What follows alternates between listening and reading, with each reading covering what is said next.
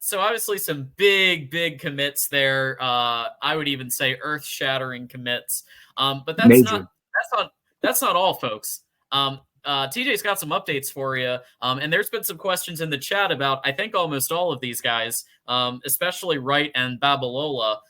So walk me through these kind of one by one and what intel you have on Wright first, I guess. Yeah. So, all right. So Philip Wright, as we know, is a lock, one of my locks, and Andrew Lowish was a lock. By the way, we got that right. That's a victory. Let's get it. Philip Wright is another lock I've had 4 weeks. And this was the player I was expecting to drop last week. If anyone remembers, I was like, there's another player I'm expecting. I'm hearing what I was hearing was it was supposed to be soon. I also heard it got delayed. He delayed it another week, and then it got announced it's going to be the 13th. So he's going to be committing Saturday around, I think around like 5 or 6 p.m. I'm not entirely sure on that, but it's definitely going to be Saturday. But so he's trending very well to Michigan. Georgia's the main competition, but Georgia's class is kind of full. So this is giving Michigan an opportunity to get the Louisiana prospect, the speedster, the 10-4-600 meter real deal flash in the Michigan class. And I'm going to tell you guys right now, because of Philip Wright, and we will talk about this with Taz Williams, because of Philip Wright, and Michigan is very excited about this kid's skill set because you cannot teach 10-4-6 speed. He's faster than Denard Robinson was at a junior. He's faster than Xavier Worthy was at a junior. Xavier Worthy ran a 10-5-500 meter. This kid is running a 10-4-6, and he's a junior. He will get faster. He's not getting slower. His senior year should be better, and if not his senior year, he will get better in college. That's how fast this kid is. That is trending very well to Michigan. It's looking very good. So look forward to our third.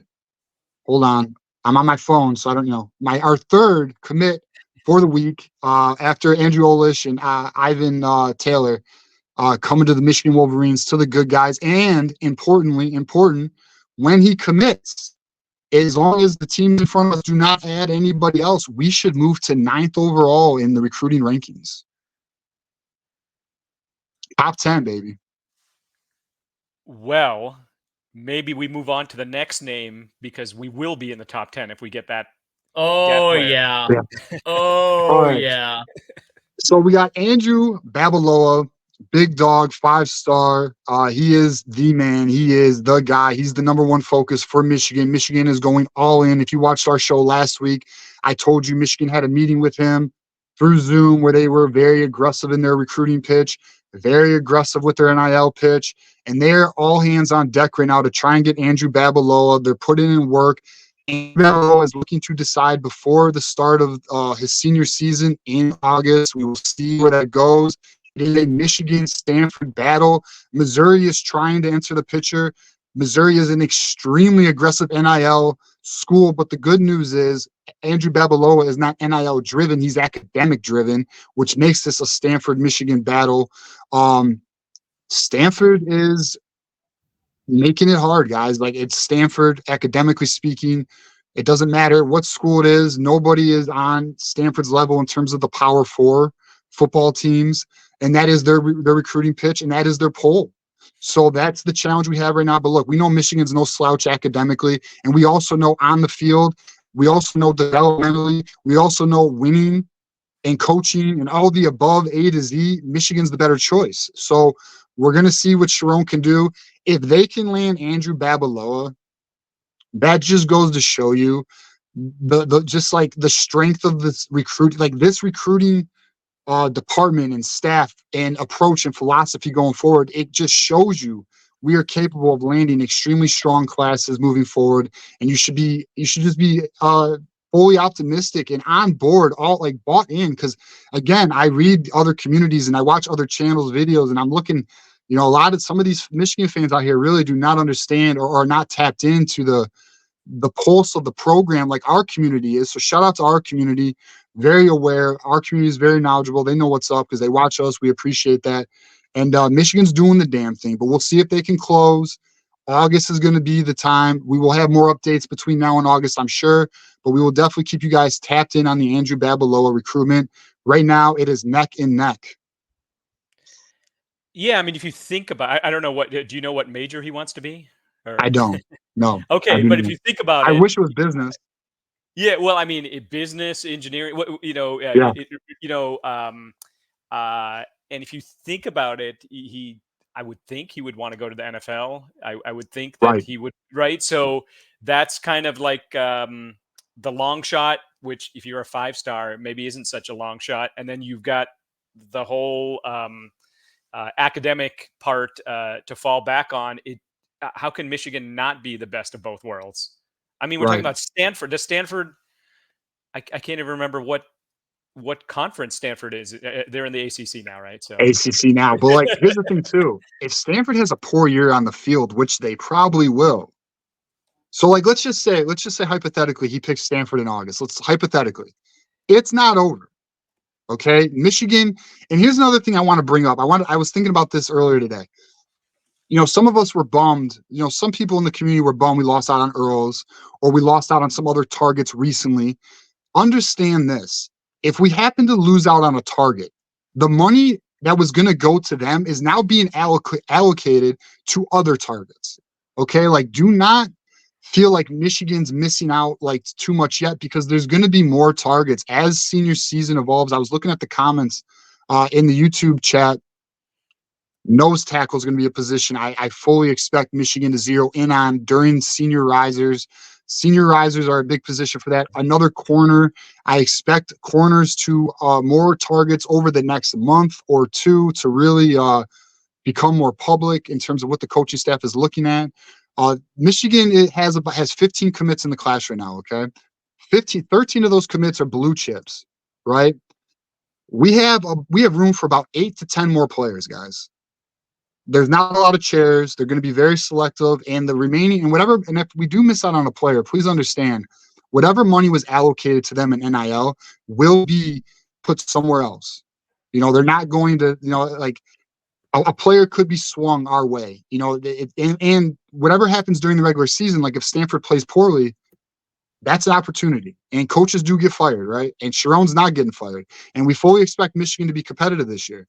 So again, do not, get too down on losses in the recruiting game. Michigan is going to circle the wagons and figure out their next approach. I mean, does Stanford have? Tell me about Stanford's NIL, because is he purely doing this for academic reasons, and there'll be a lot less money for him? So from my understanding, and I'm going to tell you this, I don't have full understanding, but like from what I've been told, Stanford's NIL is not like something that's concerning. But again, they have the academic pull. And from my understanding also, Andrew Babalola is not an NIL kid. He's not chasing the McDonald's bags right now. So he is an academic kid, which makes sense if you're interested in Stanford. I mean, and it also makes sense if Michigan's also one of your top schools, right? So I mean, it's from, I don't believe, even though, and I sent you guys some screenshots today about, alumni from schools and the billionaires from schools, and Forbes top 100 from the different schools, and Stanford's top 3 and everything. But their NIL program is not developed like other schools or even our school. So I would classify Stanford as probably a tier like 4 or 5 NIL program. So that's not the concern right now for Babalola. All right. Well, I'm seeing other schools here. I'm seeing Oklahoma, I believe. Yeah, Oklahoma, Missouri. Yeah. So are those out now, or what do you think? I would say they're in the rearview mirror. I mean, the reason why Oklahoma's in is because it's he's from that area. He's from that region. So I mean, obviously they're in it, but I really believe it's a Stanford-Michigan battle. Missouri just entered the picture. And Missouri is an extremely aggressive, like, I don't know if anyone's noticed, but Missouri is like a top 10 recruiting class this year. Their NIL game is legit. They are definitely, I would say, at the top of the food chain. As crazy as this sounds, Missouri has got their shit together, guys. Like, they are aggressive. They have an extremely good network, an extremely good infrastructure. They have state laws. They have the political system on their side. Like, they literally can pay high school kids in their state before they even graduate because of the laws in that state. So It's crazy. Missouri's got it going with NIL, but I just do not think Babalola is a McDonald's bag chaser. So Justin is, thank you, Justin, for contributing another couple of super chats here on this topic. It's another Miles Hinton battle, who, went to Stanford and then obviously transferred over to Michigan.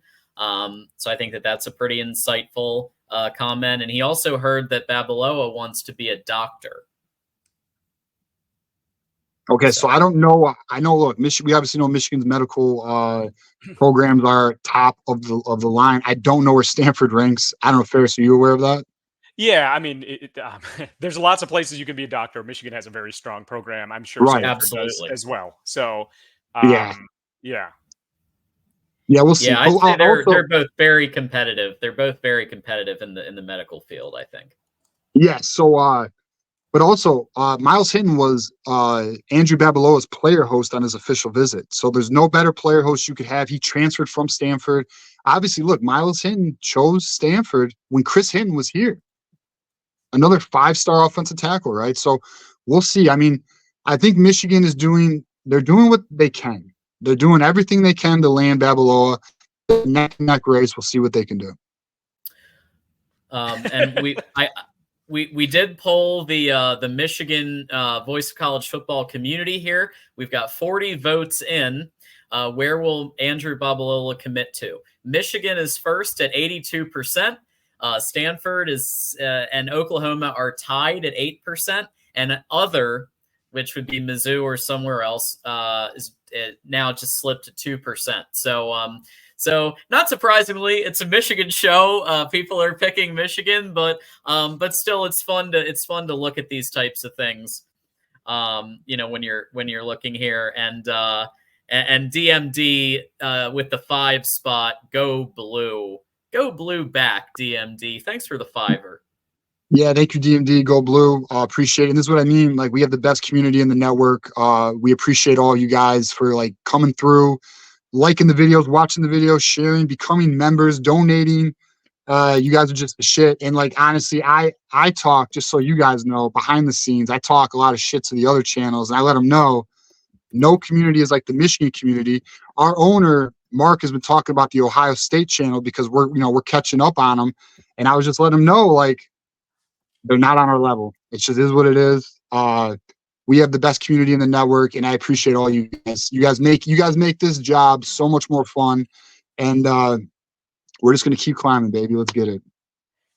And just a thought. I know we're kind of 48 minutes or whatever, 45 plus minutes into this. I mentioned this at the beginning of the show.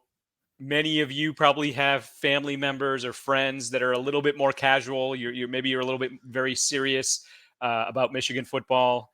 Please invite them to watch our channel. We will have content for them as well. Absolutely. All right, so let's hit on Kamari Archie. Kamari Archie, is committed to Rutgers. Okay, and you might be like, all right, that sucks, but this was a target for Michigan. We wanted him. What happened here? So the situation with Archie was Michigan was very high on him, and actually Michigan led in this recruitment. But what happened was during the coaching transition, Brian Jean-Marie kind of took a lot of players, by the way, during this coaching transition. Were no longer top targets, and because of this, some players didn't get contact right away, and because of that, that hurt our standing with a lot of players. This being one of them, which is how Rutgers snuck into the picture, and Clemson. And I'm going to tell you, Rutgers had an aggressive NIL strategy for Kamari Archie. But what's hilarious is when you guys look at his community post, and I probably should have had it ready. If I had my laptop, or if it was on my laptop and not my phone, I would share it. His dad has basically said publicly, hey, we're committed, but until you sign the dotted line, this recruitment isn't over. And I'm going to tell you right now, I firmly believe Michigan's going to continue recruiting this kid, and because he is a very good player. And I think I just think it's hilarious that his dad's out there publicly saying that it's really not over, even though we committed to Rutgers. Essentially his dad was like, we can build your stock in the regular season, and it's not over until we sign the dotted line. So I'm like, all right, dude. So if anyone's on Twitter, give me a follow at TJ_Ronin. I pointed this out, and it's hilarious, man. I mean, it's a recruitment that I would say it's not over. We'll see where it goes. and this could potentially be a linebacker that is in the class by signing day. I don't have any updated intel on that. I'm just simply saying it's obvious the door is still open. Folks, we got a whole bunch of donations and stuff here. Very relevant from Justin based on what you just said. We'll start there. $5. Are we still going after Archie after he committed to Rutgers? Could we flip him back? Notably, recruiting's never done. You could always flip him back. Right. Yeah, I would say I would put Hardy Watts, I would put Archie in the same category as players that Michigan is going to continue to recruit. I don't think just because he committed to Rutgers, I think Michigan is aware that they, there was a lot of players in that transition of the coaching staff where the Michigan coaching staff went through an evaluation period, and and if anyone remembers in March, recruiting was very quiet. And the reason why recruiting was very quiet is because Michigan went through an evaluation period where they tried to figure out their board and what players they want. And during that period, some players felt a little, they didn't feel the love. And on top of that, Michigan focused on other players, and it is what it is, But then Michigan got it together in April, and we've been rolling ever since. So, I would definitely say the door is not closed, and we'll see what they can do with it. Oh, man. Folks.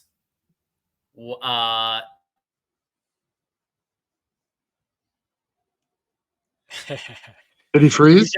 I think he's frozen. Oh, shoot. All right. I think I know what he was going to do. You were frozen there for a second. John, can you hear us? I'm back. Okay. I hope. Okay. Man, we were doing so good with my hotel bullshit right now. Thank you, Eric Myers. And then everyone drop a moose emoji in the chat if you haven't already, because Moose over here has just gifted 5 Michigan football memberships, including Dependent Fanatic, who's a longtime supporter of the show, a mod, and now a YouTube member. So thanks for getting Dependent Fanatic a membership. Mitten Maid got a membership. Les Austin Jr., Michael Jones, and yes, a Buckeye, ZZM. For a second month in a row. We have another Buckeye YouTube membership, but you know what? It's about who contributes, and ZZM contributes a lot. So thanks, Moose. Yeah, shout out to Moose, man. You're always coming through. We appreciate you, dude. Like, it's weekly with Big Moose, bro. And I don't know. I almost don't have words to verbalize my appreciation for him. He's such a major pillar to our community and our channel and the network too. I mean, he's talking mad shit to all the other channels, and Moose is a real one, and we appreciate that, bro. So thank you, man. We appreciate it. We love Moose. We also love everyone who is a member, and even if you're not a member, we love that you're watching. We hope that you can just hit the like button at the very least, no cost to you, and also subscribe. We got to catch Ohio State. Yeah, we got to catch Ohio State because that's some bullshit. So Taz Williams, I think we touched briefly before, but that's looking Penn State. TJ. Yeah. So what I wanted to hit on with Taz Williams, it's looking Penn State. The reason why the Taz Williams recruitment has faded is because, and I kind of talked about it earlier, Michigan is very happy with the current wide receiver board, and they are looking at Philip Wright's speed element. They are looking at Jacob Washington's height and speed and athletic ability, and obviously Andrew Marsh is just a dog, guys. Like, wait till I do his recruiting breakdown. I showed John a little something before the show. I got something special for that one. Andrew Marsh is legit, man. And it's just so happens that Michigan feels with those 3 wide receivers that they have what they are looking for, and that recruitment is trending the other way. So if you wanted to kind of know what happened, why it's because Michigan is very happy with the stockpile of weapons that they potentially, because we still haven't, Philip Wright still needs to commit. Andrew Marsh it's looking like August for Andrew Marsh. The artillery that they're acquiring, they're very pleased with. especially the diversity of skill. Yeah, so tell us a little bit about that diversity between Washington, Marsh, Wright. Yeah. No, yeah, great question. I mean, all right, so with Jacob Washington, we know he's an X wide receiver, and he's a true X, and we need that, right? So that's a level or a talent or an archetype. An archetype we not really capitalized on his classes.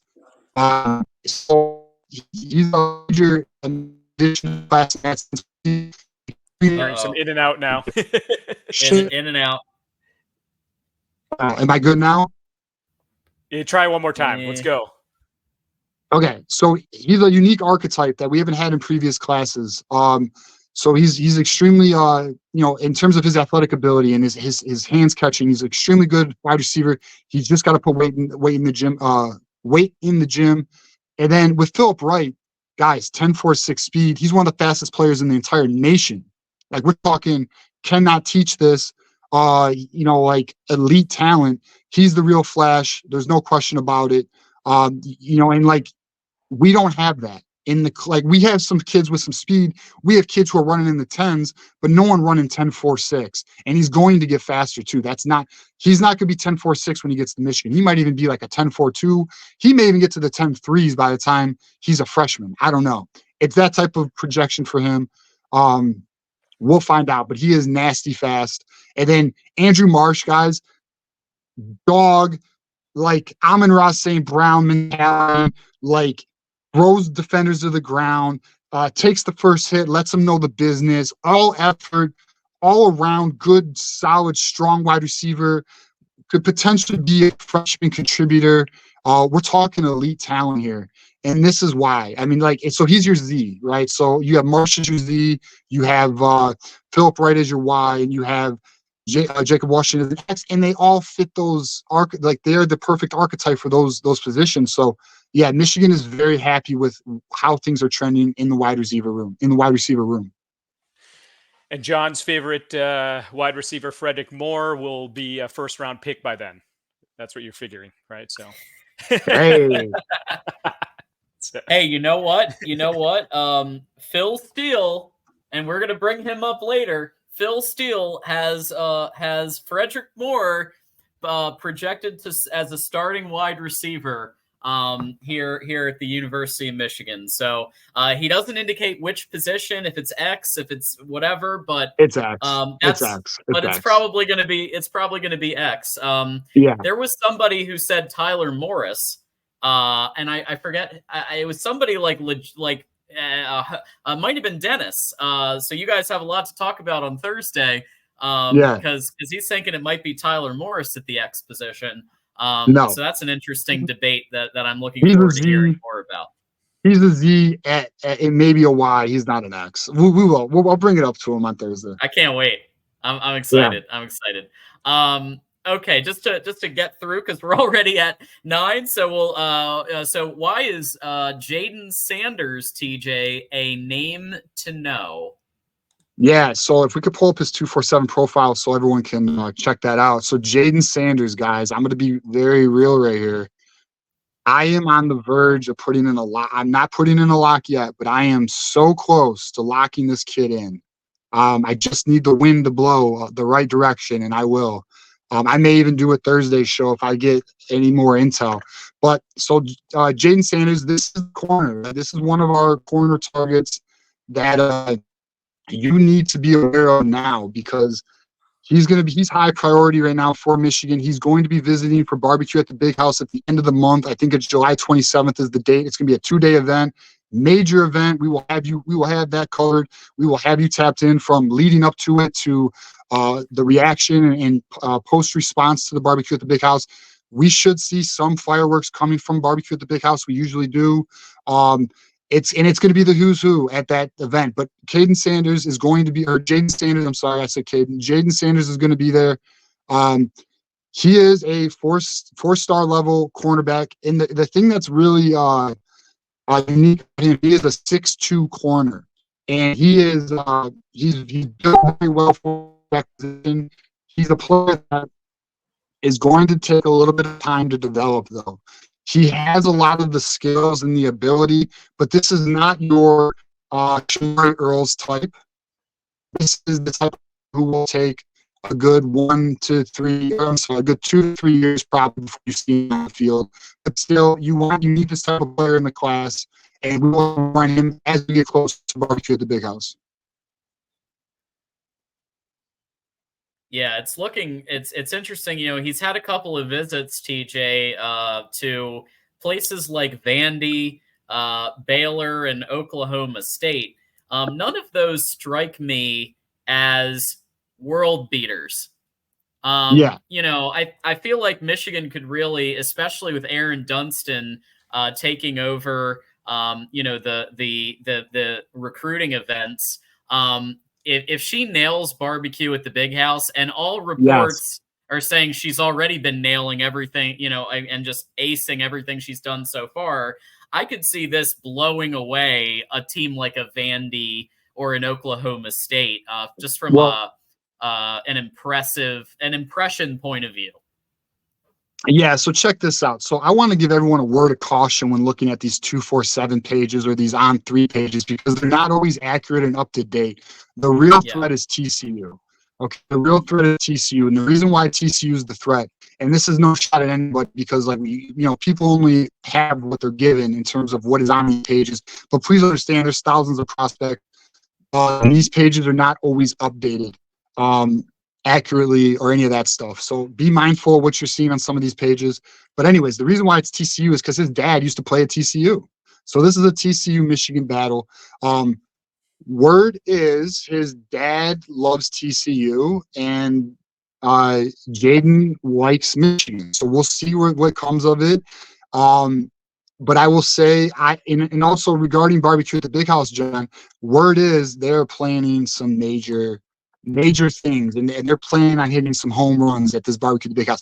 This event is going to be actually nuts, from my understanding. I heard it's going to be big time. So, and it always is every year. This is like their main event, but apparently they're going to be pulling some, some big things for the weekend, which is why it's usually a 1-day event. They're making it a 2-day event. So yeah, be on the lookout for that. And a lot of elite talent is coming that weekend. It should be a fun time for not only us covering it, but for everybody getting updates. It should be a good time.